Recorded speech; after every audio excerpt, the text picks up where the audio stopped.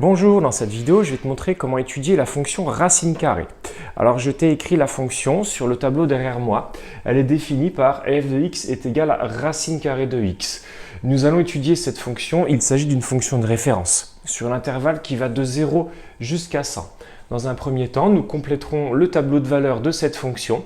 Sur l'intervalle qui va de 0 jusqu'à 100, nous calculerons les images pour 0, 2, 4, 9, 16 et 100. Et dans un deuxième temps, on complétera le tableau de variation de cette fonction. La calculatrice est allumée, j'accède au menu Fonction. Je vais ajouter ma fonction racine carrée de x. Je valide. Je vais ensuite afficher les valeurs. Je vais aller régler l'intervalle pour afficher les valeurs de 0 jusqu'à 100. Je conserve le pas de 1. Je valide. Racine carrée de 0, l'image est égale à 0. Racine carrée de 2, c'est environ égal à 1,4. Racine de 4, c'est 2. Racine de 9, c'est 3. Racine de 16, c'est 4. Je descends pour aller chercher la valeur image de 100. On ne la voit pas apparaître. J'écris 100 dans les abscisses et racine carrée de 100, c'est 10.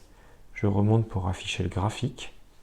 On voit que la fonction est strictement croissante de 0 jusqu'à 100.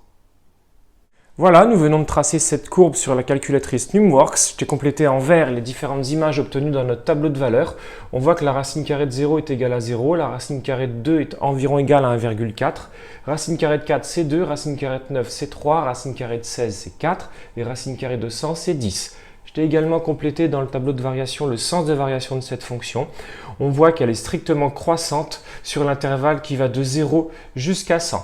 Travaille bien et n'hésite pas à t'abonner si tu souhaites voir d'autres vidéos.